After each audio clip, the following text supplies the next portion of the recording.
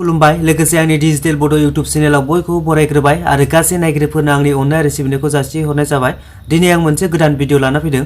दाखालि आं मोनसे भिडिअ लाना फैदोंमोन, बेनो जाबाय कास्ट सार्टिफिकेटखौ अनलाइनाव माबोरै एप्लाइ खालामो। बै भिडिअखौ आं आसामनि अफिसियेल साइट सेवा सेतुनिफ्राय बानायदोंमोन। बै भिडिअआ आं कास्ट सार्टिफिकेटखौ माबोरै एप्लाइ खालामो बेखौल' दिन्थिदोंमोन। बे सेवा सेतुआव खामानि मावनोबा सिगां रेजिस्ट्रेसन खालामनांगौ गोदानफोरा। बै भिडिअआव आं रेजिस्ट्रेसन खालामनाय प्रसेसखौ देखायनो हायाखैमोन, भिडिअआ गोलावद्राय जागोन साननानै। दिनैनि भिडिअआव देखायसिगोन आं बे सेवा सेतु अफिसियेल साइटआव खामानि मावनोबा माबायदि रेजिस्ट्रेसन खालामग्रोनांगौ। बे सेवा सेतु साइटनि गेजेरजों जों caste certificate, land holding, income certificate, employment exchange आरो बायदि बायदि गोबां एप्लाइ खालामनो हायो। दा रेजिस्ट्रेसन जाखांनायनि उनाव आं नोंथांमोननो देखायगोन मा खामानि मावनो हाबावो। चेनेलाव गोदानबा चेनेलखौ साबस्क्राइब खालामना हो आरो बेल घन्टिखौबो थुना हो, जाहाथे आं गोदान भिडिअ लाबा नोंथांनाव नटिफिकेसन थाङो। आरो लोगो दोगोफोरनोबो शेयार खालामलायबानो जाबाय। फै दाना भिडिअखौ जागायजेननोसै। आं क्रम ब्राउजारखौ खेवनानै लाबाय, नोंथांमोना जिखुनु जाया मोनसे ब्राउजारजों खेवनानै बानायनो हागोन बेखौ। ओमफ्राय नैबाव सार्च खालामनोसै सेवा सेतु होनै, ओमफ्राय नैबाव सोना होबावनोसै। आं बिनि लिंकखौ डिसक्रिपसनावबो डाइरेक्ट होनानै होगोन, नोंथांमोना डाइरेक्ट थांनानै खामानि मावनो हागोन। ओमफ्राय नैबे नटिस फैदों, बे नटिसखौ जों क्लज खालामसै। ओमफ्राय आं बे सेवा सेतु अफिसियेल साइटआ बेनो नै sewasetu.assam.gov.in। ओमफ्राय एसे आं माबाखौ देखायजोबनोसै, अफिसियेल साइटखौ एसे देखायनोसै आङो, नोंथांमोना जाहाथे सिनायनो हायो।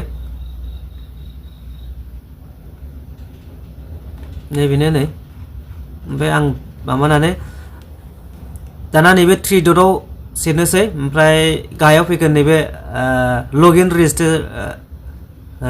रेजिस्टाराव होना होगोन।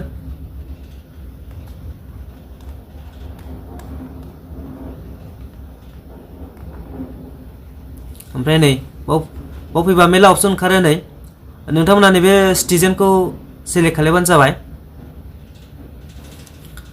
ओमफ्राय नै लगिन साइटआ गेवबाय। आइडि दंखायोबाबो डाइरेक्ट लगिन खालामनो हागोन।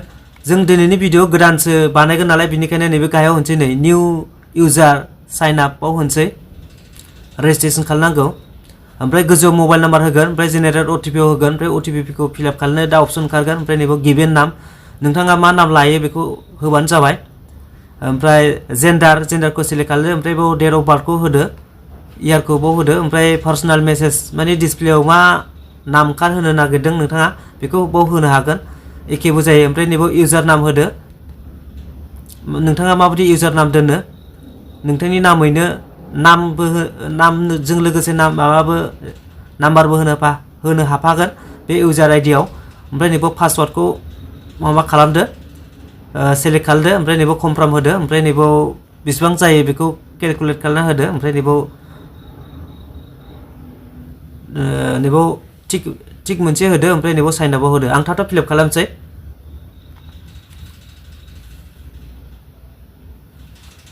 आं गोजौआव मबाइल नाम्बार होबाय, बिनि उनावहाय जेनेरेल अटिपि होनोसै। नै अटिपि थांसिगोन बे मबाइल नाम्बाराव। फैबाय अटिपिआ, आं फिलआप खालामनोसै।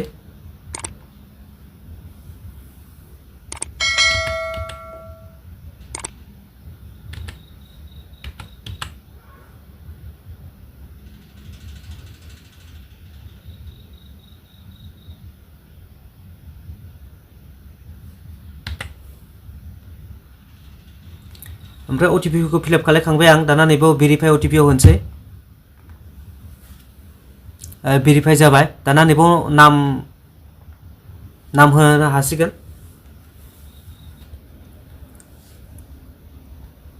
नै दाना फिलआप खालामजोब्बाय आङो। गोजौआवहाय मबाइल नाम्बाराव भेरिफाइ जाखांबाय। ओमफ्राय बिनि उनावहाय नैबाव नाम होना होबाय, जे मानसिनि बानायदों बिनि नामखौनो होना होबाय। ओमफ्राय नैबाव जेन्डार सेलेक्ट खालामबाय, ओमफ्राय नैबाव डेट अफ बार्थखौ होना होबाय। ओमफ्राय नैबाव इउजार नाम होबाय, ओमफ्राय नैबाव पासवार्ड होबाय, ओमफ्राय बाव कनफार्म खालामबाय। ओमफ्राय दाना नैबेखौ बेसेबां जायो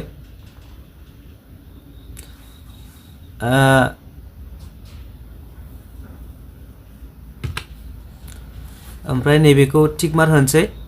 ओमफ्राय टार्म एन्ड कन्डिसन फैदों नै,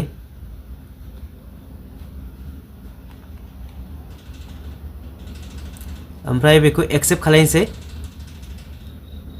ओमफ्राय दाना नैबेयाव साइन आपआव होनोसै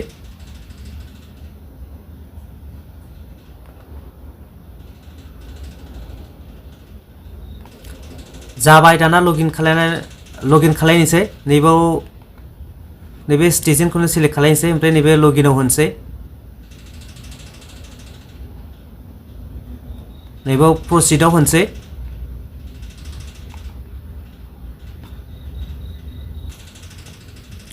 दाना डिजिलकारजों लिंक जाबाय बियो डिजिलकाराव मा एप्स दं बे श' जाबाय मोनथाम एप्स दं नै ओमफ्राय गाहायाव फैनानै बेखौ कारेक्सनबो खालामनो हागोन ओमफ्राय आं जेबो खालायला डाइरेक्टनो नैबेयाव एलाउआव होनोसै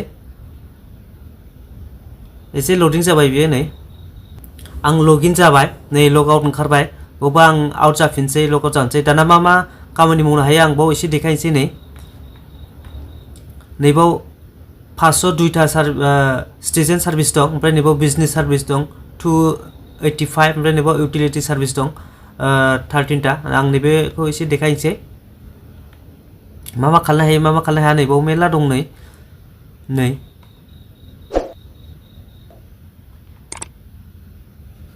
मेरला नाम्बार दं नै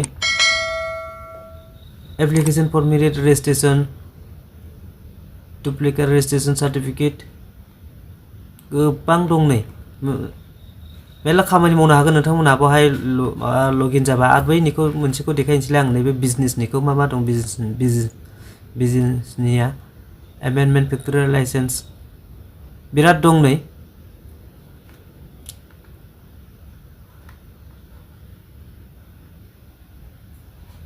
मेरला दं नै